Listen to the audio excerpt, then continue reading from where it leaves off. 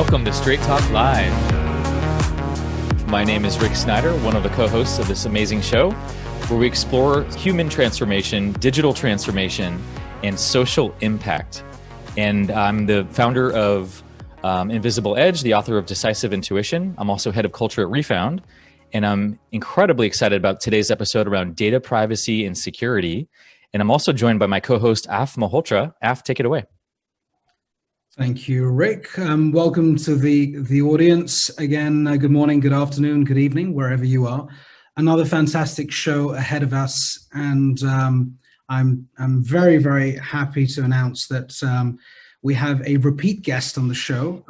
In fact, a second or third, just because he was fantastic the first time and he's been kind enough to come back again. We'll introduce them in a second. So I'm the co-creator of this fantastic not-for-profit initiative and also the co-founder of Growth Enabler. And you don't really want to listen to me right now until we start with the questions. So Rick, over to you, my friend, and let's crack on with the show. Please introduce the guests and off we go. Okay. And I know our audience, I know all of you out there are incredibly excited about this as well, because this is something we all face now. We're all really concerned about is our data privacy, our level of security. As we continue to go more digital, more of that is out of our control of how that information gets used. And so how can we be more informed as we consume more data and just more information and media and all the things that are out there so that we can be more conscious on the choices that we make. And so without further ado, I want to introduce to you our special guests. We have Mateo and Anurag. Welcome to Straight Talk Live. Thank you, Rick. Hey, Rick. Hi, Rick. So let's have you both introduce yourselves for our audience. We'll start with you, Mateo. You've been a return guest, but if you could just speak a little bit about your background and what also has you interested in data privacy and security.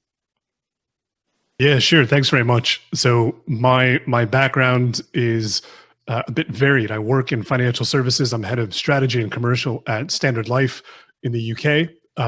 My academic background is in political economics, and security and privacy are something that I've been very interested in, that are near and dear to me for many, many years, starting from when I was quite young, in fact. And my formal education in philosophy led down this road of inquiring why is privacy, why is the conversation around the integrity of our security systems important. So my interest in this is very deep, personal to me, and I'm absolutely delighted to be on the call. And thanks for having me back, and especially keen to be sharing the time with Anurag, who is somebody who has just a wealth of knowledge and experience that I'm really excited to get right into the issues with. Excellent. Let's kick it over to you, Anurag. Welcome. Thank you, Rick, and thanks for the introduction, and thanks for the kind words, Mateo. I'm delighted to be on the show today and to talk specifically about data privacy and security, something that is near and dear. But just from a background perspective, I'm based right outside of Washington, D.C. in Maryland, and have really been involved in evangelizing technology right from the early days of the internet to the early days of mobile networks. And I've seen really these platforms grow and evolve and kind of realized over a period of time the power and the strength that these platforms that we all are using have. And there's a lot of goodness there too, but there was also a lot of deception and also unknowns in these platforms. And so that's what got me interested in at least privacy issues. And security is something that I've worked on through technology companies that I've had a chance to run over the years. So this is a very natural topic to me, plus the fact that my identity was stolen due to no involvement or fault of mine gave me another impetus to kind of come to terms with why data privacy, or at least the understanding of how your data is being used or abused, is something you should be on top of. Makes me even more interested on this topic. So really looking forward to the discussion with all of you guys. Anurag, actually, let's start there. So your identity was stolen. And I know a lot of people out there can relate to that or have had someone in their circle that has had a similar experience. Would you just share a little bit about that, and what did you learn from that experience? Yeah, firstly, it was a traumatic experience. And just to relate real quickly how it came through, And nobody's prepared for it because not many people have gone through it. Apparently, my credentials that had been compromised through a hack of a government agency came out and were available on the dark web. Somebody acquired them, used that to generate fake credentials and ID, and used those fake credentials and IDs to go out over literally a 4-hour period on a Sunday afternoon and go establish about close to 18 to 20 accounts in various stores across the region. And they physically actually went to those locations. So a person showed up at a Neiman Marcus with a driver's license with their photograph, but my name and information, used my social security number and set these accounts. I luckily had the tools available to me, so I moved quickly. Law enforcement worked with me. Ultimately, they caught a hold of the guy. He had apparently done the same thing with about 45, 50 other people locally here. He was convicted. He did go to prison. But that's a good story. There's so many other stories that do not end up like this. I was able to manage all these accounts with the 20 merchants that had extended credit to me, some up to $10,000, right? So I managed all of that. It didn't impact my credit rating, which is hugely important. But there are so many other stories of people in that same situation where it does not end well. And that's why I think there has to be a heightened awareness about how we share our information, where it is stored, how it is managed, and what can happen as a result of that being abused. So again, my story ended well, but it doesn't necessarily always end well. I think just to add to that, thanks, Anurag. I think for those who are listening right now, many of you must be thinking, well, of course, that gentleman there is in the security industry and the messaging industry. He's fine. He's all protected. He's in the special secure tower because of the knowledge and awareness that you have, right? Because this is your game. Everyone is susceptible. This is, and the reason we're holding this session today is because truly, there is a sense of fear and anxiety amongst all of us, even those who are in the industry and those who are not, that our privacy is perhaps on life support. And I think we need to change the game somehow. We need to be more aware, acknowledge that there are threats, both at a consumer level. And I just want to divide this conversation in two parts, so we've got this really cool track going. One of the tracks is the consumer. And there's a lot to say about the consumer. You both have very strong opinions about the consumer and the attitude and the behaviors we need to change and the awareness levels. The other part is the enterprise, the big companies and their modus operandi and the way they look at privacy and data. And whilst they're joined up in many ways, they're two different discussion points. And we're going to be courageous and we're going to blend both in today and almost be a little bit ambidextrous with the conversation, if that's okay with both of you. And finally, just setting the scene, if we have time, we are going to touch on something, how do I put this, a little bit worrying, sensational, maybe exciting for some, which relates to cyber terrorism and cyber attacks and this whole new tsunami of threat that's coming our way, some believe. And so that will be towards the end of the session. So Anurag, thank you for that. That was fantastic. Your experiences, Mateo, tell us a little bit about your love or experience or concern or fear around this area of privacy and data. I know you've been studying it for many years as well. Yeah, I think that the conversation around the consumer is a really important one. So the story that Anurag tells about having his identity stolen is one that everybody can relate to, and it's a scary one. Like you said, Rick, everybody knows somebody or has heard the horror stories. We've all been victims of hacks, even the agencies that deal specifically in our private data, like Equifax was hacked. So everybody has some understanding of what it means to have your data compromised.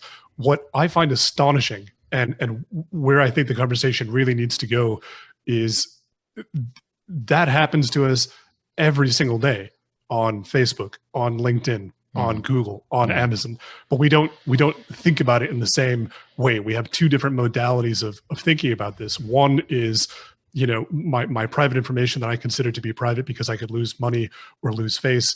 The other is the information that we give away freely in enormous quantities that we never really think about. I think that there are a few folks that do really specifically target these questions. And for anybody who heard the discussion last time on the Tech Titans, I talked pretty extensively about some of the people that have been in this space. So Julian Assange, Edward Snowden, Bruce Schneier, Kevin Mitnick. These are all, quite famous names in the security space, and they've been talking about this for many years. But what we haven't done as a global society is reckon with what does the collection of our private data really mean. That is the thing that I think we really need to come to terms with. What does it really mean? So those of you who are really more invested and involved in that conversation and doing more research, the two of you, what are you seeing of how they're using that data? How, even whatever they might be telling the public, how are they really using that data? What kind of sense do you have about that? So from my perspective, I think it's clear, and I'll say I'll put out a fairly strong statement here that there is rampant abuse of consumer data and consumer information. And whether consumers realize this or not, that is true. And regardless of what platform you use, Mateo mentioned Facebook, Amazon, and WhatsApp and others, right? There is rampant abuse. Now, there are some certain returns consumers get as a result of that data and that information and of that breach of that privacy and actually breach of that trust too, though they don't necessarily feel it directly. They do get some benefits. Some are willing to look the other way and trade off those benefits and say, I'm comfortable with this environment.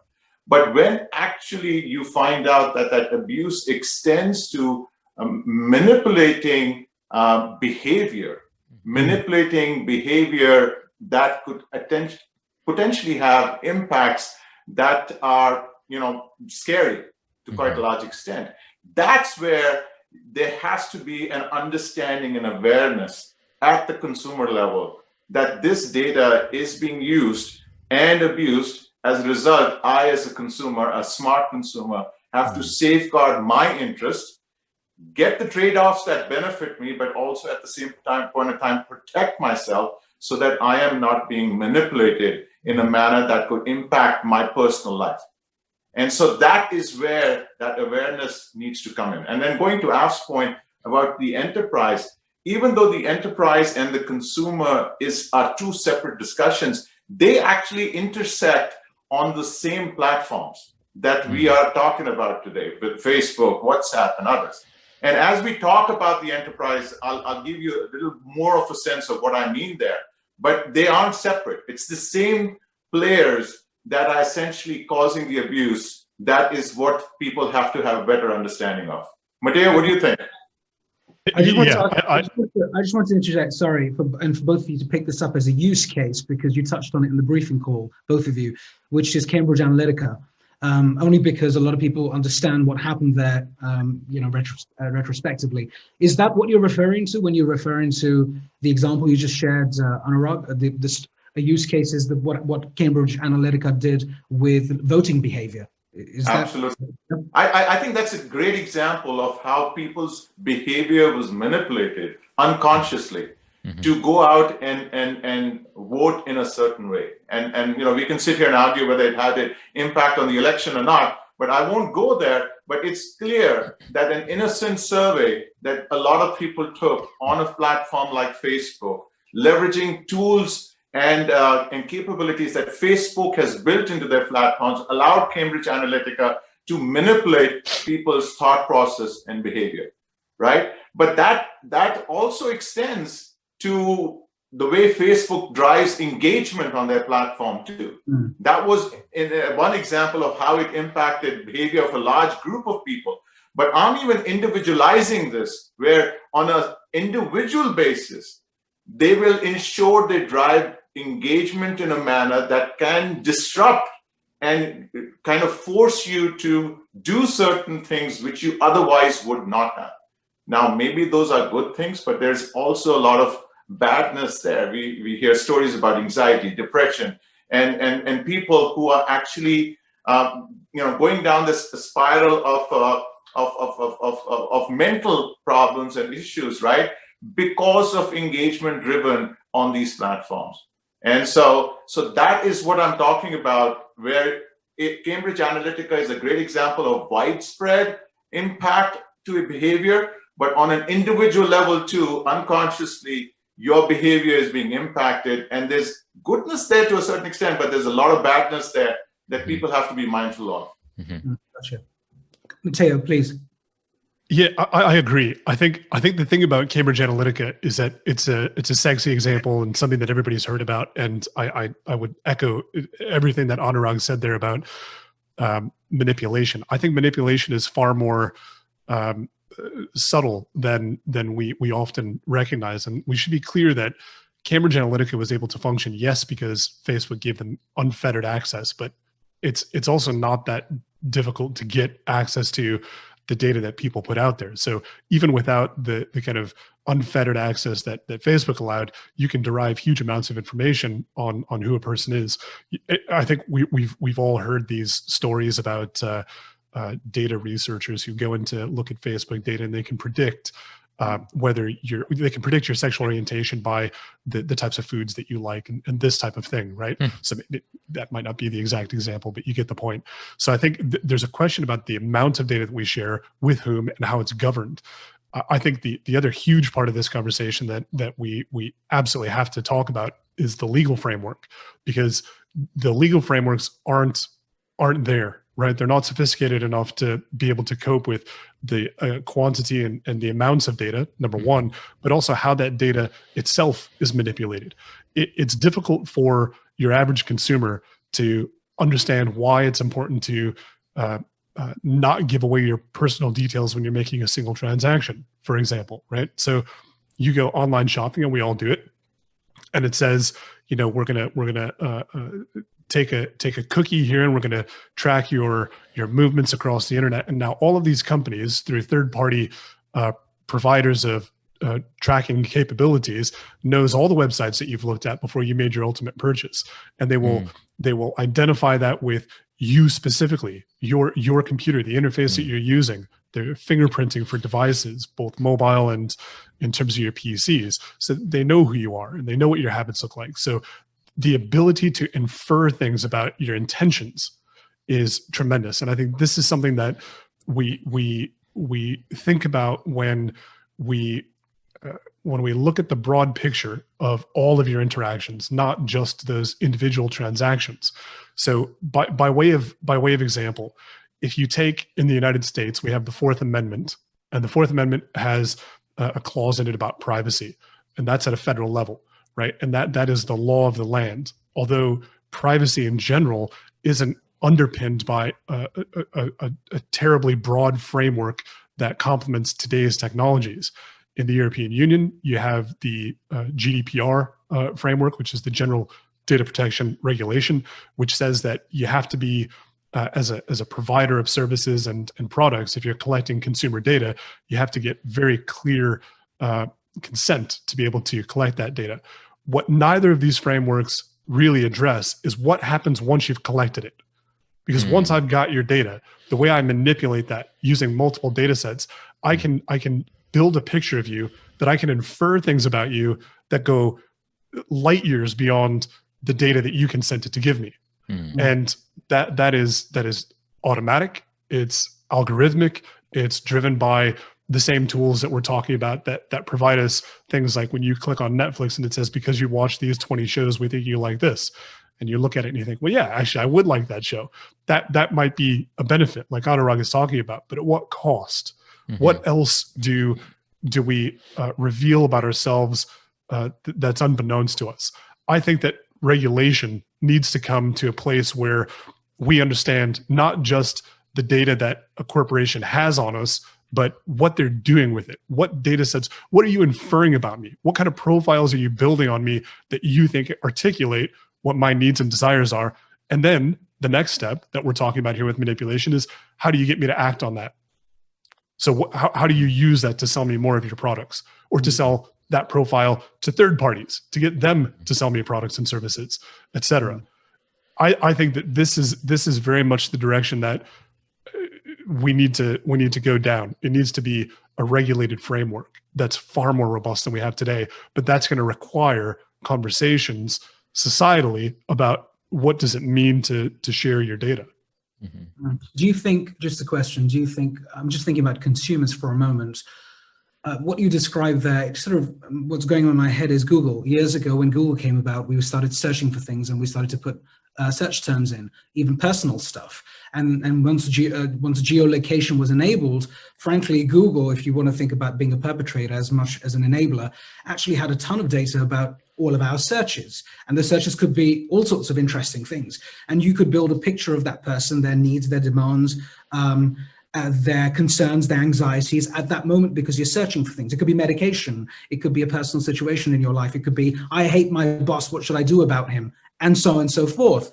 And it started off then. And what I'm trying to work out is we perhaps need to cut the consumer some slack, don't you think? Because we as consumers who are not in technology, but affected by this, actually this technology is so ubiquitous, it's omnipresent, it's everywhere, and more than ever before. It's not just a laptop with a search tool, and we've been dependent on Facebook, and I mean, it's hard to get off the thing, Snapchat or TikTok for the younger generations.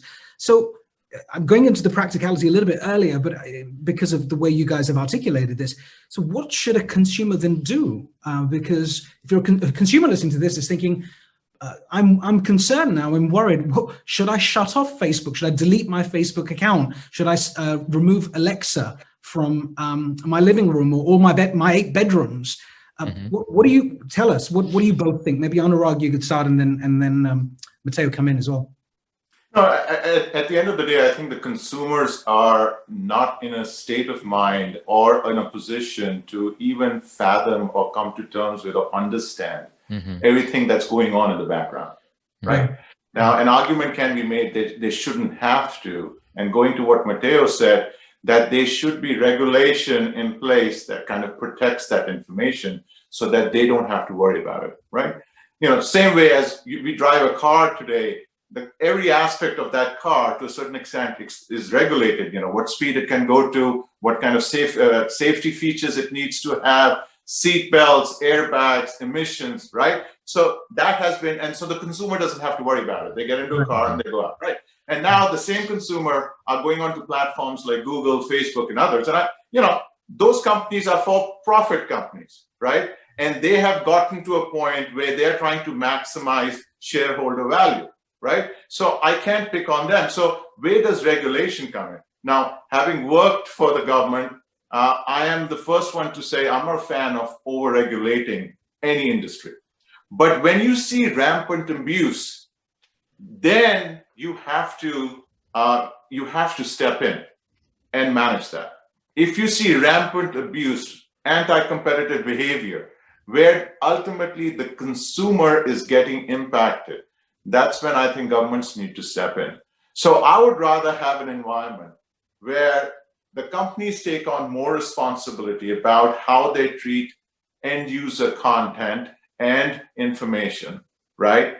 And I think that many examples of companies who are doing that. I think Apple is a great example, who've actually taken a much more responsible view of how they manage end user information, right? And give the industry a chance to respond by governments who make them aware that this is an issue, what's going on is not right, you need to respond, come up with best practices amongst yourself. Now, even if that does not happen, then it's important for governments to step in and regulate. I think Gdpr does it to a certain extent. I think they could have gone a little further, but that's a different discussion. But in the case of the U.S., we had this Internet Decency Act that was that came out in 1996. In 1996, it was meant to help freedom of expression on the internet, which was brand new at that time. As part of that, there's a Section 230 that actually provides some safeguards and actually takes away liabilities from platform vendors on the internet and takes all liability away from them on information that is propagated on that platform. So what that means is if you're on Facebook and somebody puts out really bad stuff on Facebook, Facebook is not liable. They're immensely protected. Now, it was great in 1996. It worked at that time. But a lot has happened. And as a result of having zero liability, natural human behavior is not to do anything about it. And I think we are seeing a propagation of that issue. So to directly answer your question, I think consumers shouldn't have to worry about it. They should be protected. But because they are buying a trusted service from a trusted source that is responsibly using their information. And if that doesn't happen, then I think regulation should help manage that issue. Okay, and I took it away from you, Mateo. What are your thoughts on this? Yeah, so you had a line there that you said, do we need to cut the consumer some slack? And I would say emphatically no. The exact opposite. We need to put more responsibility onto the consumer to understand what it is they're doing.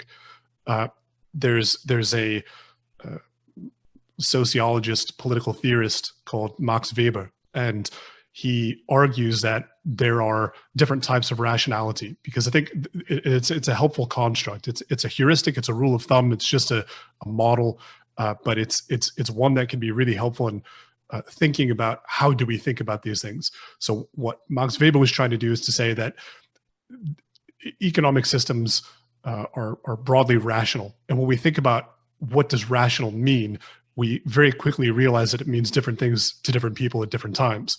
So he broke down rationality into 4 categories. And the 2 categories that I'm interested in for the purposes of this conversation are functional rationality and value rationality. So what do these things mean?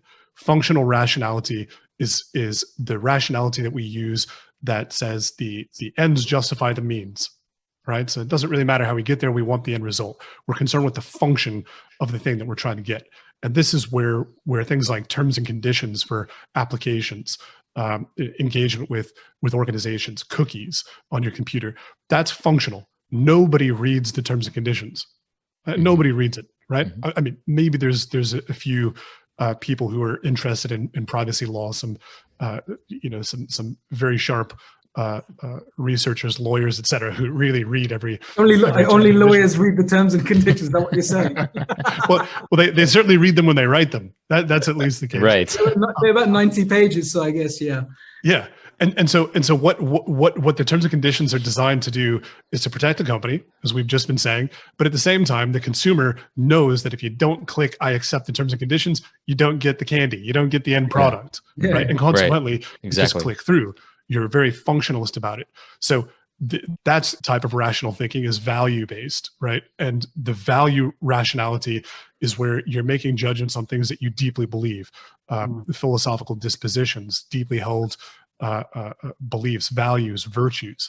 And I think that the conflation of these two things is what has gotten us to a place where we can't really even talk about what do we mean by data and privacy. So as an example, if we think about a value proposition, I'm somebody who is very precious about my privacy. I'm not a hardcore extremist, right? I'm not Edward Snowden, who physically removes the microphone and the camera from any phone he uses. I'm not there, right? But I am further to that side of the spectrum than I am in the middle.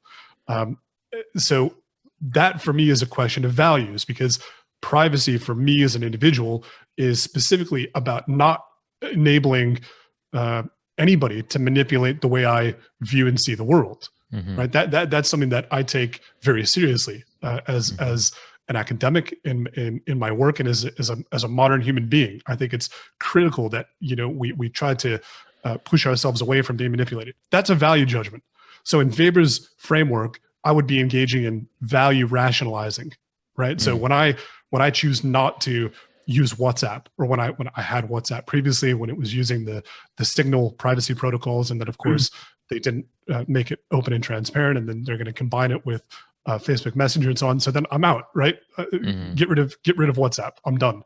I think that the part that we are seeing happen now is that people who are using terms and conditions as functional means to get to an end are now starting to make value-based arguments for why it's not a big deal. So you hear more and more people saying, well, we have to use Facebook. Even the conversation that we're having here, we have to use these tools. What are we supposed to do? Not communicate with our friends and family? And I think that is a super interesting development, because what we're seeing there is a move from functional rationalizing about these things into value rationalizing. So the consumer that didn't give a damn about signing up to the terms and conditions is now justifying and defending not reading the terms and conditions, justifying and defending the use of their data by these companies and the suspension of their disbelief that manipulation is possible. I think that's very dangerous. When we start to see people defending a position they don't really understand in order to ensure that they can maintain the end result of access to these apps and communication, that's hugely problematic. That's where I think that there needs to be far more education, and the onus has to be on the consumer. When the consumer demands that corporations take their data seriously, you'll see a change. Apple is making that change to a degree at the moment, right? They're majoring on this privacy piece because they recognize that people are concerned about privacy. Mm-hmm. That's the direction that things will go. But absolutely, the consumer is king. That's where the conversation has to start. I want to get one more level specific with each of you in just getting a sense of what is the current threat right now around data security and privacy for consumers. And so, for example, I already assume, and I'm not saying this is correct, but I have this much trust in our data security that I already assume that everything I email, everything that I engage with on social media, everything I search is probably being tracked. And if they wanted to, they could hack into my camera on my phone or my audio or Alexa. And so how true is that really right now? Like, you guys are more on the cutting edge of what's really going on with technology. What are you seeing, and what should our audience know about of being more informed in this way? What's the current state from your read of the room? I think, and if based on the fact that we are all digital beings today and we are entirely connected in every way, shape, or form. Each one of us is connected in multiple ways. Our homes and the environment that we work in are also connected. So the threat of cybersecurity and cyber threats related to that are huge, and they continue to increase every day. And it's this connectivity that is forcing that issue. We are also now going to see additional proliferation of Internet of Things that essentially connects all devices in the environment you are. It connects the grid that we operate off, whether that's the electric grid, the water system, what have you. Since all of them are connected, there is a means to hack into them, increasing the need for a layer of security to come to terms with those threats. And it's very easy to do so. For the first time, you can weaponize aspects of what you do on the net and create environments that are harmful. And this can be done by individuals versus large rogue states. That's where it used to lie in the old days, right? With simple tools, you can break into someone's environment and cause harm. So people have to treat this as a near and present danger, because it is here now, and it will only continue to increase. We see more and more examples. In fact, during the course of this pandemic, we have seen more examples of phishing threats, ransomware threats. I think they went up, some data I have, by about 60 to 70% from what it was prior to the pandemic. And everything from ransomware to phishing and other spoofing scams are proliferating across the board. So they can come through to you through your email, through your computer, through your camera, through your microphone, and all of the above. So it's imperative that, and I think to a certain extent, Mateo said, consumers can't be given a get out of jail free card. They have to take responsibility, be aware of the environment they're in, and use the right tools to manage that environment, because this is it's real and it's here to stay. I think that point. Sorry, I just want to say I think that point is spot on. Using the tools, and that brings us to a conversation about encryption, and there are lots of different conversations around encryption, but Rick, you were saying you assume that everything is being looked at. That's a fair assumption, right? It really is. However, there are tools that you can use to manage environments, as Anurag said. And I think that conversation around what is encryption, why is it important, is one that needs to be more pervasive. We talk about encryption as if, it's only bad guys that use encryption. We all use encryption. We all.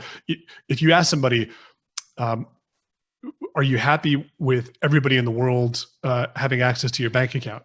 The answer would be no immediately, because then you wouldn't have any money. It would all just be gone. It would be taken. So when it comes to things like finances, we're extremely precious about the level of encryption and the level of security that we have, but not with other things. And I'm gonna take a slightly different approach here from Anurag when he's talking about rightly all of the things that companies, governments, and bad actors can access our information. I think that there are also it's also really important to talk about actors that are operating within a legal framework that have similarly deleterious impacts or potentially deleterious impacts on our well-being. So the data that you put out there in the world today helps determine how expensive your insurance is, whether you get insurance, at what rate for your home, for your cars, your health insurance. It has an impact many times on whether you get a job. It has an impact on whether you're accepted to university. And for anybody who says that these things are, immaterial, they're obviously not, right? If you knew that all of the stuff that you posted on Facebook was going to determine whether your kid got a position at the university they want to go to, you'd think twice about it. If it meant the difference between whether or not you get that new job or that new promotion, you'd think about it. So I think that there does need to be a broader conversation, because this stuff is real. It happens every day. But those are the things that we're just accepting of. That leads us, I think, to another really interesting question of what is the cost of using these tools? What is the real human cost of using things like WhatsApp and allowing our data to be manipulated, sometimes for our benefit, oftentimes not for our benefit, for a corporation's benefit? Those are questions that I think we need to be talking about all the time. The big stories that we see on the news, that needs to be a constant dialogue, because that's something that we all need to contend with. Is it right? Is it right that the stuff that you post on Facebook, under the assumption that this is your private little web page that you're sharing with people that you choose, is going to determine major outcomes for your lives and the lives of your children, for example? I, for one, don't accept that. It's also why I don't use Facebook. But it's a conversation that I think we don't realize the extent of those human impacts. So Mateo and Anurag, what are the solutions? I mean, I think what you're saying is worrying for a lot of us. There's almost a realization that, oops, I think we're not taking our privacy seriously. We're doing all the things that you're both saying we should be reconsidering or study more, research more, be aware of. As much as we rely on the government and regulators, I don't think it's going to happen tomorrow. So I guess we either wait and just continue with modus operandi, or we do something proactively, as you suggest. Surprisingly, I mean, a lot of people on the call might think, well, what the hell are you talking about, not using WhatsApp? It's sort of the oxygen for a lot of people. They survive on WhatsApp. They use it constantly. And it says it's encrypted. So, of course, as far as most people are concerned, it's encrypted. And I know Anurag wants to come in here and desperately wants to jump on this one, I know, because he talks a lot about the WhatsApp dilemma.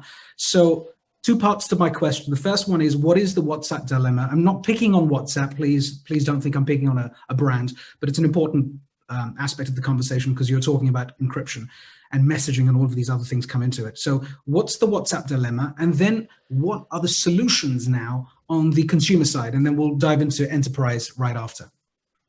Yeah, and I think you started the question off by saying, what are the solutions, right? And before I touch upon the WhatsApp dilemma, let's talk about the solutions. I think it has to fundamentally start with a level of awareness at the consumer. They have to be aware that they are putting information out there, and they should also be aware that that information could potentially be abused. And they have to start with that level of awareness and agree that, yes, I want to be able to protect and also want to be able to kind of make sure I orchestrate my information, my data, and I am the one who manages how that data gets used, right? They have to start with that premise. It's not okay anymore to say, I don't really care, I'm okay with it because I'm getting some benefit out of it, right? Secondly, I think I say this to everybody I talk to about this issue is, don't believe everything you see on these platforms. We've come to a point where we've seen, at least a democratization of news taking place, where anybody with a computer or with a device can create news. In the old days, you had the papers like the Washington Post, the New York Times, right, where you had reporters who went down a beat, they got stories, it was submitted, the editor fact-checked them, looked at them, and used their brand to publish, right? So when we read that news, we were sure that it was to a certain extent validated and could be trusted, right? Today, I can start publishing data and I can come across as a very legitimate organization and submit to you news that looks real when it actually is not. So I always tell people, do not believe everything that you read on these platforms, validate them, because at the end of the day, your behavior could be driven by what you're reading. And we've seen so many examples of that. There were, lynchings in India because some information propagated itself on WhatsApp that spread like wildfire. And lynchings, people died as a result. So bad things happen when you start taking and trusting these organizations and these platforms too much. Now, so segueing to that, to the WhatsApp dilemma, these platforms, WhatsApp including, have a means to kind of seduce you by the services that they're giving you. And they are making claims with regards to how they are managing their information. In the case of WhatsApp, it says this conversation is encrypted. So a lot of people say, hey, hang on a second, this is encrypted. But what they do not tell you is what they encrypt and how they encrypt. And understand these are for-profit organizations, and their business is taking your information and profiting off of that information. They make no bones about it. They talk about it because that's what they're in business for. So if you look at that and then you look at that encrypted statement, then you have to wonder, if it's encrypted and they can't read it, then how are they going to use my data? And if they don't have my data, how are they going to profit from it, right? And so that dilemma of getting seduced by technology like WhatsApp that is giving you an assurance which may not be entirely true, because encryption has to be done on multiple levels. You have to understand your information has to be encrypted on your device. It has to be encrypted as it is transported over the network. And most importantly, it has to be encrypted when it's at rest within WhatsApp servers. So nobody's made any representations to you that the information has been encrypted all the way through those multiple touch points. And that dilemma is encroaching itself and getting into the enterprise. And we can talk more about that. But to answer Af's question, what are consumers to do? Consumers have to be aware. They have to question, and then finally they have to use the right tools and take the right measures to protect themselves and their families. I think Mateo gave a great example. When you tell them that stuff that you're putting on Facebook is going to impact what college you get into or your kids get into, people don't realize it. Right? Yeah, it's amazing. I ask people all the time, do you care about all the information that Facebook takes? And they said, no, we don't care. But then you ask the question differently and say, well, do you care about a person sitting outside your house with a set of binoculars and looking inside your house? Do you care? And 90% of the people said, well, they'll call the cops and check on that guy, right? So they care, but they say they don't care because they aren't aware and they don't have an understanding. So I think the industry has to drive awareness, consumer groups have to drive awareness, and then people have to understand, they have to question what they see, have the right tools, and make sure they don't take what is being represented to them as gospel, question it to ensure that they are getting what they state they are getting. And that's why in the case of WhatsApp, that dilemma actually kind of moves itself into the enterprise as well, where it becomes really scary. And we can touch upon that as well as we get there. I want to remind the audience this is a good time to ask your questions if you're listening to us live right now on Facebook or YouTube or even the Zoom call. So please send in your questions. We want to get them answered. And the question I have, I'll start with you, Mateo. Let's talk a little bit more deeply about those tools for protection. So what are some ways that you protect yourselves, or even how you would advise your own children on how they should protect themselves? For example, some of the most sensitive people who are most sensitive to data protection that I know of are all on Signal. They all use VPN networks. Like, what are some of the things that you recommend that you see just to help our audience in that way? Yeah, there are two things here, Rick. So one, these things are all tactics, right? We should be really clear about that. Mm-hmm. So these aren't long-term solutions to our social problems. These are tactical measures that people can take. And you're exactly right. Signal app, anything that's open source. So when Anurag is talking about this chain, that's super important. It's important to understand how encryption works. It's also important to understand what are the encryption standards. Generally speaking, open source encryption standards tend to be better because they're out there in the public domain. They're not proprietary information, and that brings greater transparency and often greater strength. So Signal, I use a VPN service. There are lots of them out there. I'd encourage you to look at the ones that have high security ratings, because just because you're using a VPN doesn't mean that all of your traffic isn't being intercepted. I like Proton Mail and Proton VPN. These are researchers from CERN, the Large Hadron Collider, that decided that there was a compelling need to have properly secure communication for lots and lots of reasons, partially as a reaction to some of the great tragedies that we've seen in journalism in recent years. So those are organizations that I think are important, but you need to trust your organizations, right? You need to think about, who do you trust with your data? So there are lots of tactics like that, just being aware. It's like, if you go to the grocery store to buy your groceries and they tell you that you can't check out unless you give them access to your Facebook account, you're going to shop somewhere else, right? So maybe don't shop online at organizations that ask you to log in with Facebook, by way of example, because that's the same thing. I think there's a broader point here, though. These tactics to one side, I'll tell you, all the things that we're talking about here, should people do all these things? Absolutely. And Anurag is I couldn't agree more. But I'd like to change the conversation a little bit to say, what do I think is actually going to happen? Because on this point, I'm deeply pessimistic. I don't think that there's going to be a revolution of people turning around and saying, we demand more encryption and we demand data privacy. I think corporations will continue to abuse these things. Legislators will continue to fail to make the laws that protect citizens and consumers, and this will get worse. The way I frame this is, part of the biggest problem is in the US. The US doesn't have a general data protection regulation like Europe or the UK, for example. When we think about what would be required, I think it has to be something that's comprehensive, something that protects the end user, the consumer. It has to be something that limits the ability of corporations to process that data. But I don't think that's going to happen.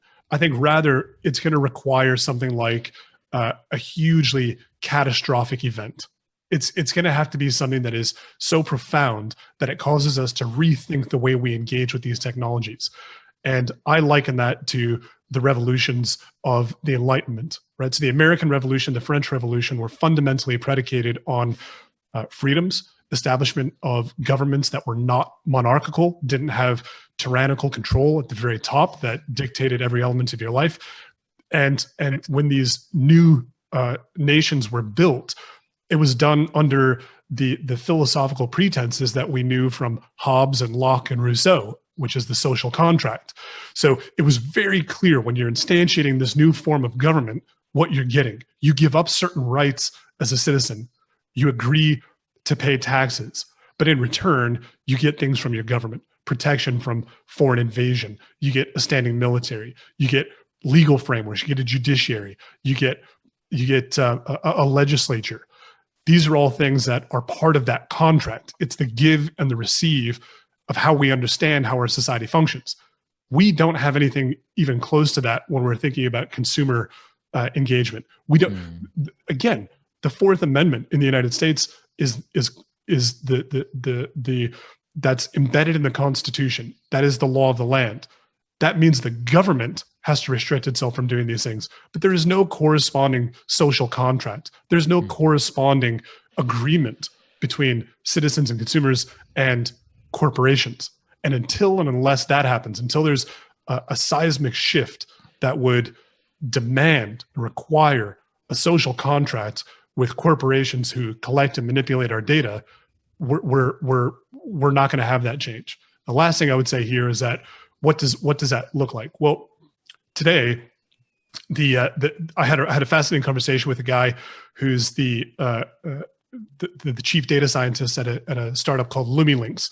The guy's name is Tim, and he made this fantastic observation. He said, we do all of these amazing things with data. We have all of this capability, but rather than curing cancer, we're building frameworks to sell stuff to people.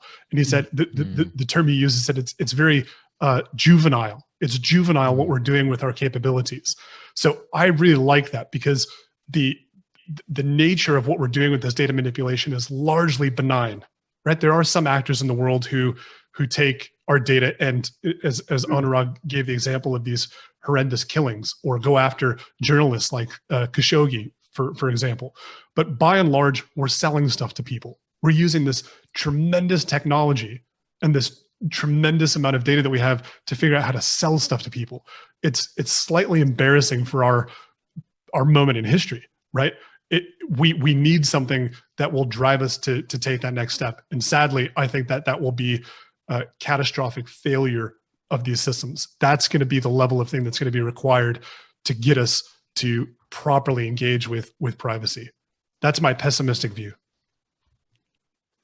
Wow. Anurag. That's a nice summary. Yeah, that's powerful.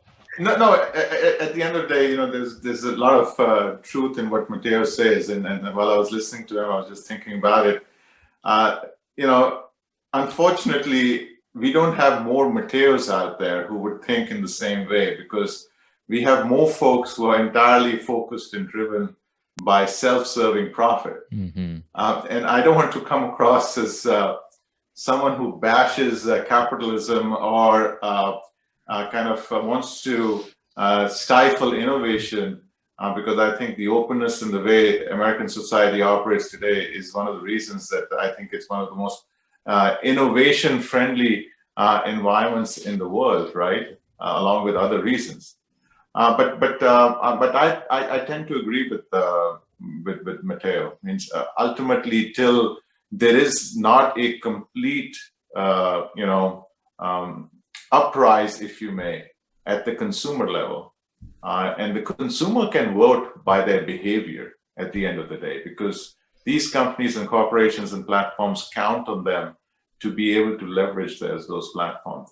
But it's unfortunate, and I'll give you a small example. The gentleman who runs our European business, great guy. I was walking with him in Munich one day, and he was telling me how frustrated he was seeing some of the smaller stores in his neighborhood close down because Amazon was actually taking over because of the convenience they offered. And he said, what, I'm going to make a stand, and I'm going to stop buying on Amazon. And he says, I'm also going to make sure I stop using some of these other platforms because they are contrary to what society should be, right? And I was actually quite surprised about it, and I pushed him for more. And his thought process was right on the money, in line with what Mateo just said, that the consumer has to make themselves heard. But at the end of the day, a year goes by, and he had also promised that he's going to buy a low-end phone and stay away from any of these phones that track his behavior. And I have a smile on my face because I was the one who told him, you're not going to be able to make it without these devices. Now, there was goodness in what he was trying to accomplish, but he was just one individual in millions trying to make a point, and that point was not heard. But ultimately, as awareness of these problems and issues continue to increase, I think that voice will get louder and louder, where it will force these companies to make a responsible social contract with their end users. So there is a level of responsibility to which they use that data and don't necessarily abuse it. And I wait for that point in time, and that's why I keep talking about awareness. Awareness is the biggest tool that we can use as a means to drive this into everybody's thought process, that this is something, it's real, it's near, it's present. Be aware of what it does to you, understand it, and then take the appropriate action. And as that awareness continues to grow, I think I'm hopeful that it will have the desired effect of forcing these companies to make the right social contract with their end users. I would say here, I'm hopeful. I'm hopeful as well, but I don't think it's going to happen. We should remember that what it took to get our social contract in the construct of the state is for people to put their lives on the line and to overthrow their governments, to go to war over it. Now, I wouldn't hope that that would be the case with a consumer social contract, but it's hard to imagine how it would be otherwise, because there is increasingly little distance between governments and corporations. So even if Google is committed to protecting your data, government has access to Google's data, unfettered access, again, like we're talking about before. So as long as the data is being collected and manipulated, there will be actors, including state actors, who will be interested in ensuring that they have that available data to them. I think that when we talk about a rebellion, a revolution, it will be the likes of moving into more hardcore totalitarian states where these tools are used to drive and manipulate people. And obviously we're getting close to time here, but I think if anybody's interested in that, I would strongly recommend reading Michel Foucault. He writes about this extensively, the instantiation of our institutions, how they are specifically designed to manipulate and drive individual behavior, and his concept of biopower and biopolitics, which is about how do we govern entire populations. And Foucault would be, laughing, because you look at the world today, everything is under surveillance.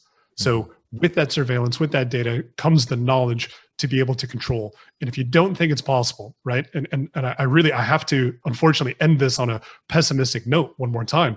Look to China and look at the type of manipulation of behavior that happens when you have a totalitarian state that is serious about surveilling a population.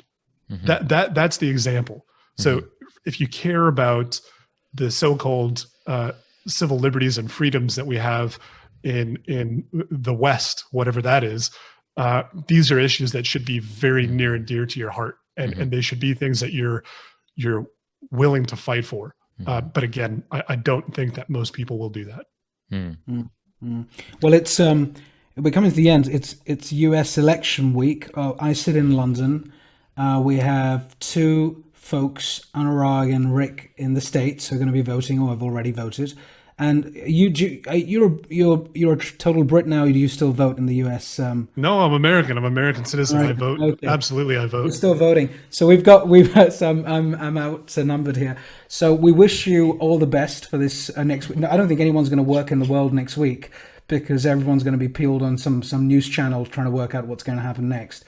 But what a wonderful show. Thank you so much for all of your sort of authenticity, being open, being straight. Sorry, I have to interrupt here. Because, I have to go back to a previous point in the last 30 seconds. We were talking about corporations, and I talked about Proton Mail, Proton VPN, Signal.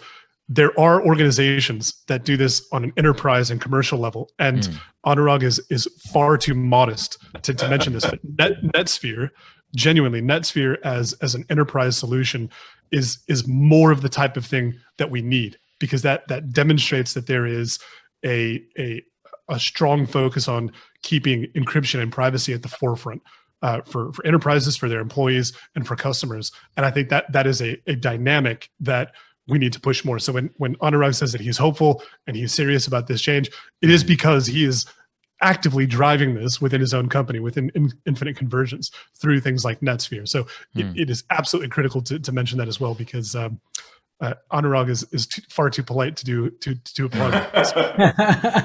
Mateo, thank you for that. And just for the audience, I did not pay Mateo for that plug, but I'm humbled by the endorsement. I'm humbled by that endorsement, and we do take that responsibility very seriously. We are very excited with what we're doing with NetSphere around encryption and keeping enterprises safe and providing a platform for agile collaboration that is required in today's day and age. So I appreciate that, and I appreciate that feedback and the endorsement as well, Mateo. That's amazing. And I want to say thank you to you both also, because we mentioned pessimism and optimism a few times on this call. For us, it's about realism. And that's really what Straight Talk Live is about, is getting real on these kind of topics. So I want to thank you both so much for bringing all sides of this conversation to light.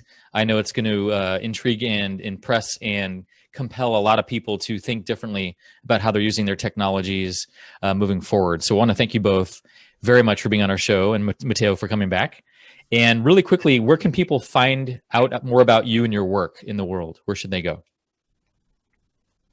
How about Anurag? We'll start with you. Yeah, you can go to netsphere.com. It's NETSFERE.com, and you'll find out everything that we're doing with encryption and keeping the enterprise in control and secure and safe.